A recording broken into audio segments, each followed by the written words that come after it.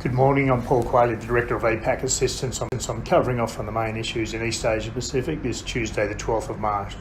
Firstly, in Indonesia, Prabowo's running mate, Vice Presidential candidate Sandiaga Uno, said that he wants to change the free trade agreement deal with Australia if his team wins April 19's elections. That is, of course, one of the reasons why such an outcome is becoming more unlikely. He claimed that the deal was unfair to Indonesia and wants to abolish special treatment to Australian beef imports. Of course, this lack of a two-way vision is what is keeping him significantly behind, in fact over 20% behind the more outward-looking Widodo.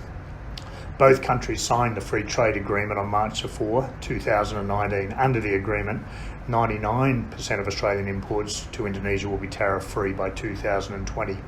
Trade between the two countries stands at US $11.2 billion. Indonesia is Australia's 8th largest source of imports, while Australia is Indonesia's 14th largest export destination. Also in Indonesia, police have arrested 2 suspects alleged to be members of domestic pro-Islamic state terror group 12Mar2019. The suspects were arrested from the Lampung province in South Sumatra and the West Kalimantan province on the island of Borneo. Police said both suspects wanted to attack non-believers of Islam and had plans to attack the police. Suspicious materials used to make a homemade bomb were also found during the arrest. 12Mar2019 is a banned organisation in Indonesia and has been banned since 2018. The group has been accused of multiple deadly bombings in East and West Java in 2018. The leader of the group, Aman Abdurrahman, was sentenced to death in 2018 for his alleged role in committing terror attacks in Indonesia. In Thailand, the Democratic Party leader Abhisit Vijaya said that he would not support General Prayut Chan-o-cha's bid for getting re-elected as Prime Minister. Prayut is the sole prime ministerial candidate for the Palang Pracharat Party.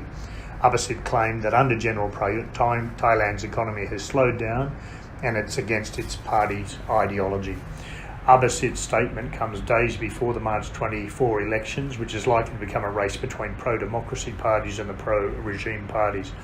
However, there has been no artificial statement.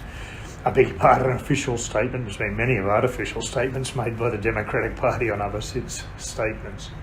Also in Thailand, a soldier was injured by a roadside bomb in Chai Arong district of the southern Naritawat province yesterday. The injured soldier has been sent to hospital for treatment. The incident occurred near a political campaign poster of a Member of Parliament candidate for the Phu Kon Thai Party. Deputy Prime Minister Prawit Wongsuwon, who is also the Defence Minister, said yesterday that due to increases in security measures in the southern provinces, the insurgents are setting off bombs outside the 4 southern provinces.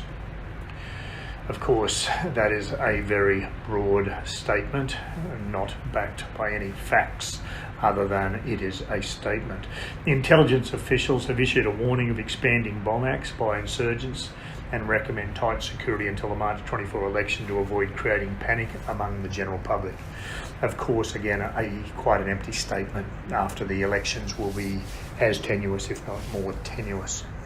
In Papua New Guinea, a fight broke out between youths from different ethnic groups in the Kokopo town of the southern East New Britain province. The fight involved knives and other weapons. Local villagers attacked a settlement, burning down houses and other properties. 1 person was hospitalised. The situation is still tense amid fears of another fight between the different ethnic groups. Clients are advised to employ extreme caution while travelling in the East New Britain province. In the Philippines, 5 militants who are alleged members of Bangsamoro Islamic freedom fighters have been killed by air and artillery attacks this week. According to police, the members belong to a faction led by Abu Taraif. He is a leader of one of the 3 factions in the Bangsamoro Islamic freedom fighters group.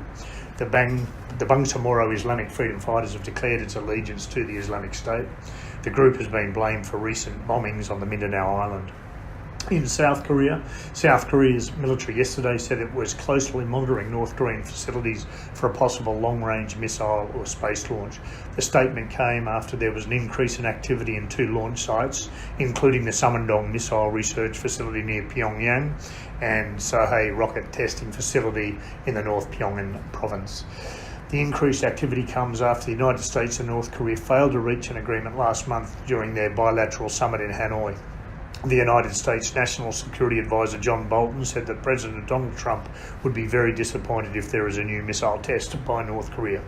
After the failed summit, President Trump has remained positive about North Korea, saying that the deal between the two nations is still possible.